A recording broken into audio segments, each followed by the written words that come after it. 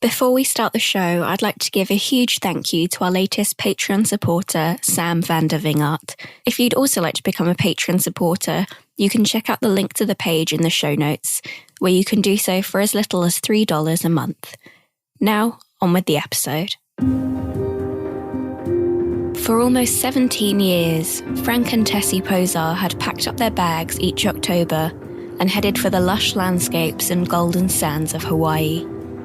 But in 1984, they never made it, and no one has heard from them since. This is the Case Remains podcast, episode 19, The Disappearance of Frank and Tessie Pozar. With its broken sign and ramshackle appearance, the rust-red building on the corner of Spokane Street seems like your run-of-the-mill roadside motel. But for Frank and Tessie Pozar, it was once the centre of their world. They not only owned the Spokane Street Motel, they lived there too. Frank, age 62, and Tessie, 58, had been married for decades, the Spokane Street accommodation just one of the local businesses they'd acquired over the years, which included a laundry and another low-rent motel. The pair were far from your average entrepreneurs, though. Frank had finished his sophomore year in high school, while Tessie had only a 6th grade education. But they were responsible and hard-working and poured their lives into their businesses, and as a result, they'd amassed an estate of $500,000. Frank and Tessie led a frugal lifestyle, and rather than spending, had invested much of their earnings into property in Hawaii. Every year, as autumn drew in, they would close the Spokane Street Motel, kennel their dogs, put their camper in storage, and catch a plane to Hawaiian Paradise Park, where they would stay until March or April. Over almost 2 decades, they'd gradually accumulated 24 acres of land on the island, where they hoped to eventually retire. They already had a small house and a mobile home there, and were in the middle of building another house that looked out onto the ocean. Once they'd retired and moved over to Hawaii, they planned to gradually sell off the plots they'd bought, living out the rest of their years with no financial worries, against a soundtrack of ocean waves lapping against the shore. In October of 1984, just as they always did, Frank and Tessie set off on their journey over to Hawaii. Friends and family back in Spokane, including their 2 grown-up children, Frank Jr. and Linger, never expected to hear much from the Pozars during their winters on the island. They didn't have a phone there, and would instead keep in touch with their children with the occasional postcard home.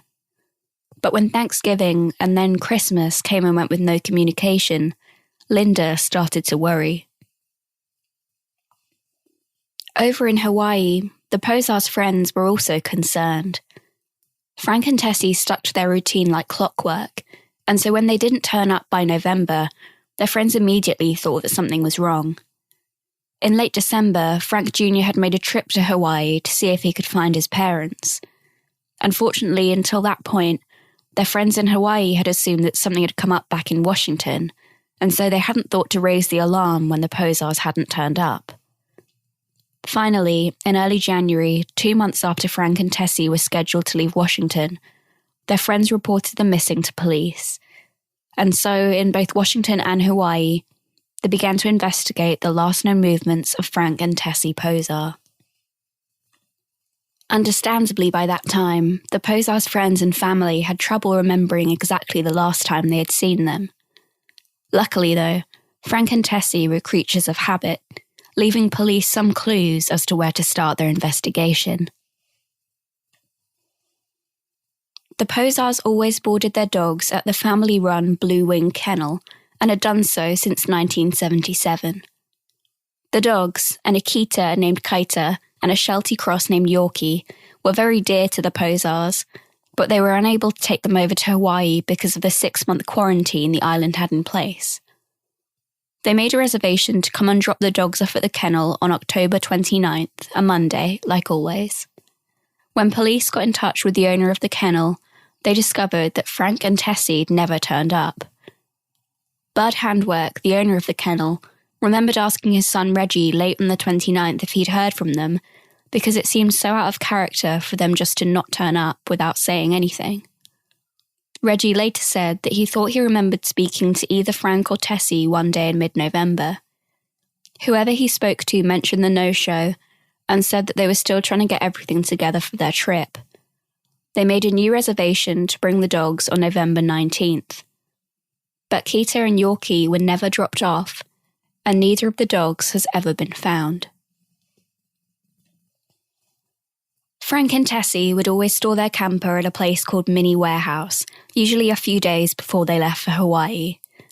Then when it was time to go, they would get a cab to the airport. The Pozers had dropped off their camper on October 29th, which turned out to be their last recorded sighting. But sometime in the next week or so, someone who couldn't be identified came and collected the camper from storage. On November the 10th, the camper was parked at Spokane National Airport. After it had sat there for 30 days, a routine license plate check was run by airport officials. A letter was sent to the Pozers motel on December 12th, asking them to remove the vehicle from the airport car park, but they never received a response. A check of the Pozers' Hawaii flight tickets later revealed that they'd never been used, nor had they been cashed in. The police were stumped, and some people around town started to wonder if Frank and Tessie had disappeared of their own accord. But talking to the Honolulu Star-Bulletin in June of 1985, Detective Jim Lundgren said, "I can't find any reason that it would be advantageous for them to disappear, but then again, there's nothing that's really an indication of foul play." And he had a point. The Pozers had channeled almost all of their money and energy into their retirement plan in Hawaii, scrimping and saving so that they could one day make their dream a reality. Why, after all that hard work, would they have orchestrated their own disappearance, leaving all their wealth and property behind? With no leads in Hawaii, police began to look into the Pozers' home life back in Washington, wondering if perhaps the key to their disappearance lay in the Spokane Street motel. The motel wasn't exactly located in the nicest part of town. Even at the time, it was considered an old neighbourhood, with most residential homes crowded out by small businesses and a dilapidated apartment building just a block away. Speaking to the Spokesman-Review in 1985, Marlon Bates, whose office was close to the motel, said of the area, "I'd say if you mind your own business, it's a safe enough area, but if you go looking for trouble, you can find it."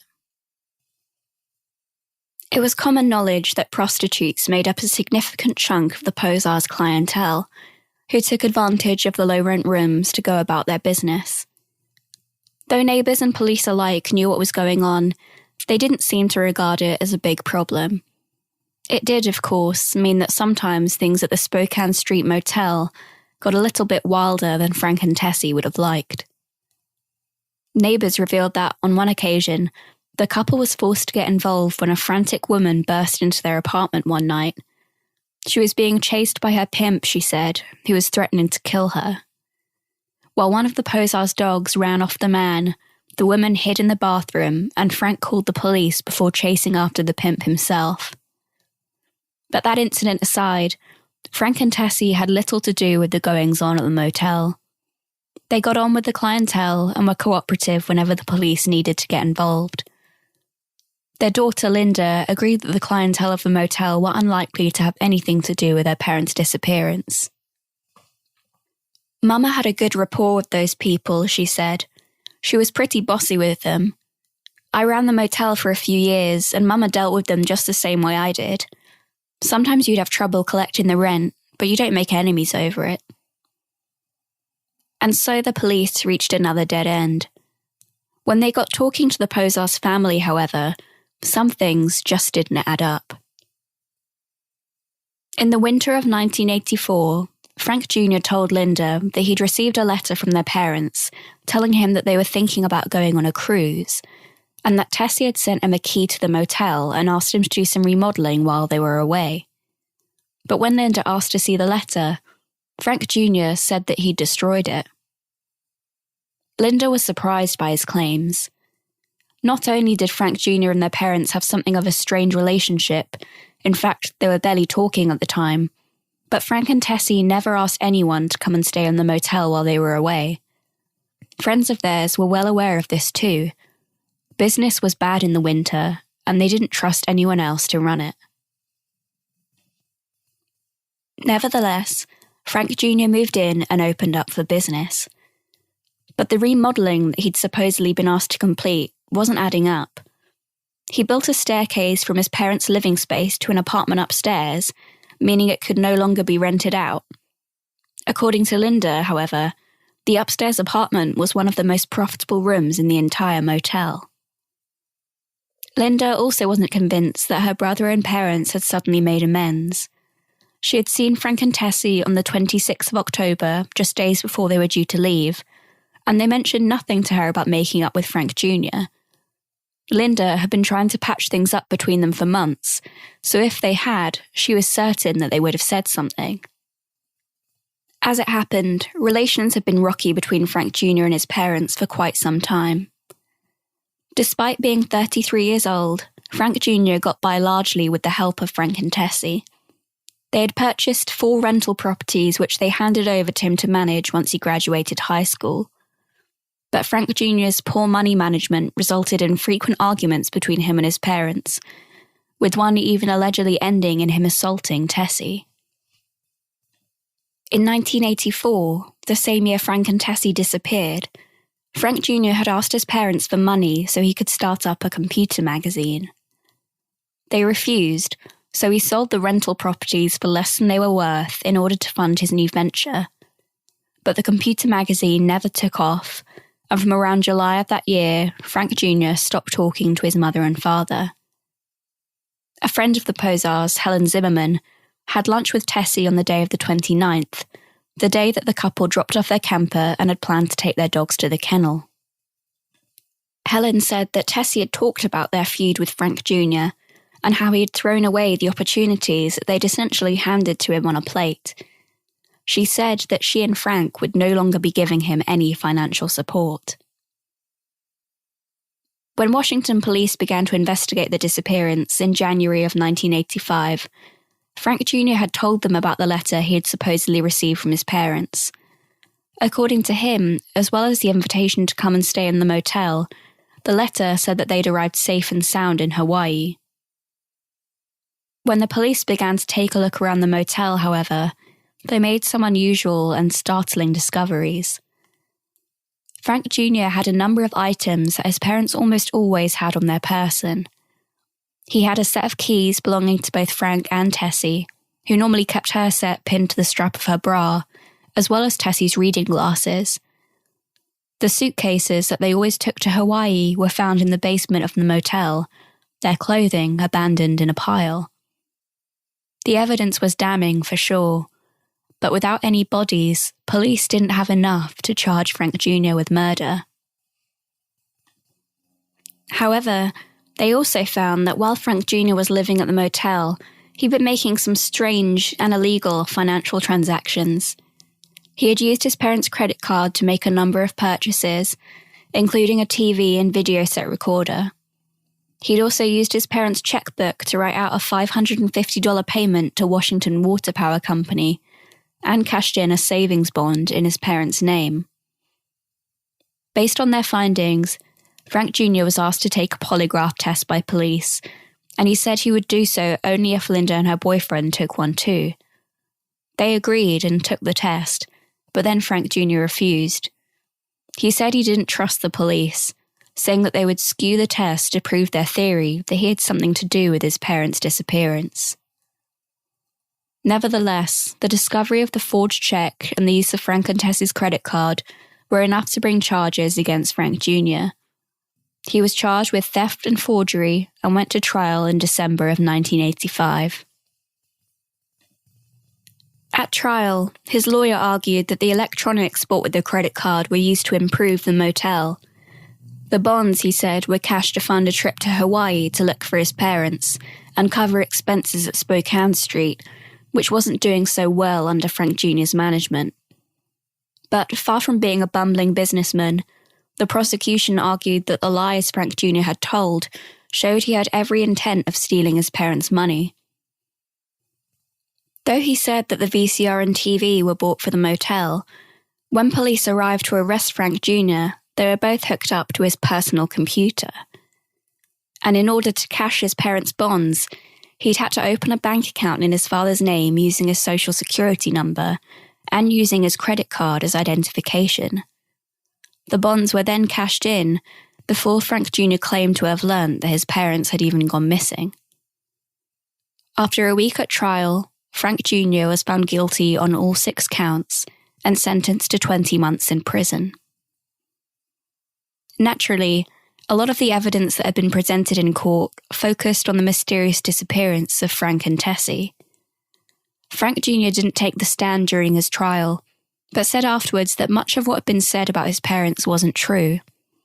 He said that he'd never told the police officer that Frank and Tessie wrote they'd arrived safely in Hawaii, and that his parents hadn't been arguing with him at all.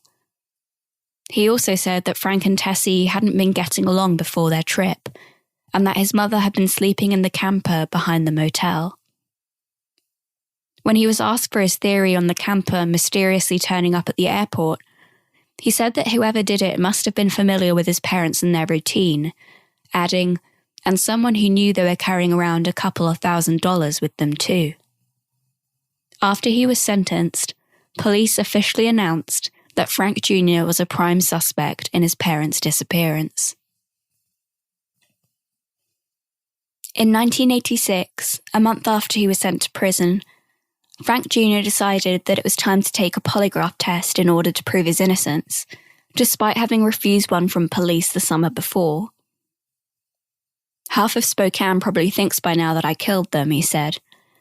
"But I don't know where they are, and I'll prove by lie detector tests that I have no information." However, he said that he would only take one carried out by an independent company, not the police, and would only do so once he had been released from prison. He spoke to an independent polygraph tester, but refused to do the test with him, saying that it was obvious from the things he was saying that he was working for Detective Linger. His attorney introduced him to another independent polygraph tester, Robert Mandic. Mandic spent 20 years as a special agent in military intelligence before retiring in 1975, setting up his private polygraph business that same year. He worked with the Spokane County Public Defender's Office, state agencies, and private businesses, as well as for other police forces that didn't have the capacity to perform their own tests in-house. Though there was, and indeed still is, much debate about the reliability of polygraph tests, if you were going to have one, then Mandic was the man for the job. Frank Jr. agreed to the test, but then said that he couldn't afford to take it, and so local newspapers, the Spokesman-Review and Spokane Chronicle, offered to pay for it. However, there were 3 conditions Frank Jr. would have to abide by. First, he would have to sign an agreement stating that he'd release the results of the test to the newspapers. Second, while he was allowed to have some input into the questions asked, Robert Mandic would have ultimate control over the questions and how the test was conducted. And finally, Frank Jr. would have to pay the attorney fees to arrange his transfer from prison to Mandic's office for the test. Frank Jr. agreed to the terms, and on the 10th of February 1986, the test was finally underway. Frank Jr. had been made aware of and agreed to the first 3 questions Mandic asked him. After those were out of the way, Mandic hit him with a long list of additional questions that Frank Jr. hadn't been made aware of. The first part of the test involved a conversation between the two without the polygraph machine on, an exercise designed to put the subject at ease. When Mandic asked Frank Jr. if he had any idea what had happened to his parents, he said that he didn't know, but thought that possibly they had died as a result of a murder-suicide. Either that, he said, or they had simply had enough of Spokane and decided to skip town. Then, Mandic turned on the polygraph machine and asked him the first 3 questions, the ones that Frank Jr. knew were coming. Do you know what happened to your parents? Do you know where your parents can be found? Did you cause the disappearance of your parents? Frank Jr.'s answer to all 3 questions was no. Moving on to the other questions, Mandic asked Frank Jr. if he knew if his parents were in the following states: Idaho, Hawaii, Washington, and California, asking each question a number of times. Again, Frank Jr. answered no to each. The polygraph showed, however, that Frank Jr. had a consistent reaction to one of the states. It showed that he believed that Frank and Tessie were in fact still in Washington. Noting this, Mandic then narrowed down his questioning by asking if Frank Jr. knew if his parents were in a series of counties within Washington. Realising what was happening, Frank Jr. refused to continue with that part of the test. So Mandic changed tack, asking instead, "Do you know whether your parents were poisoned? Do you know whether your parents were shot?" Again, Frank Jr. refused to continue, insisting that Mandic only ask him questions from his own list. They took a break, and Mandic took a look at the results of the initial 3 questions of the test. Do you know what happened to your parents? Do you know where your parents can be found? And did you cause the disappearance of your parents? Frank Jr. had answered no to all 3, but the test results indicated that he wasn't telling the truth. Mandic went back into the examination room and told Frank Jr. the results. Frank Jr. insisted on being asked only the questions on his list, and when Mandic said that he wouldn't do so until they'd finished his own questions, Frank Jr. said that the test was over. In response to the results, Frank Jr. said that he'd failed because he was feeling frightened and nervous. He said he thought that the test was designed to set him up, and that Mandic was working with the police, who were watching the test through a one-way mirror. Mandic denied the accusations and said that contrary to what Frank Jr. claimed, he had seemed relatively calm when the test was taking place. Even if he was afraid and nervous, he said, so were most people who took polygraph tests, and good examiners should always take that into account. In conclusion, Mandic said, "It is my personal opinion that we can conclude either he himself did something to his parents, that he had someone else do it, or at least that he has definite knowledge of what was done and by whom. There was nothing ambiguous or inconclusive about this test. Mr. Pozar was clearly not telling the truth." In autumn of 1986, after almost a year behind bars, Frank Jr.'s appeal against his conviction for theft and forgery was denied. His basis for the appeal was that prejudicial and unrelated testimony connected to his parents' disappearance had been allowed in court. Just a month before, he had also had a defamation case dismissed, which he had brought against the Spokesman-Review, the Spokane Chronicle, and the Spokane Police Department, for an article that had been published suggesting that he had murdered his parents. Strangely, Frank Jr. then refused to cooperate during the taking of depositions, not answering any questions aside from his name, age, and background, and refusing to even appear at one of his scheduled appointments.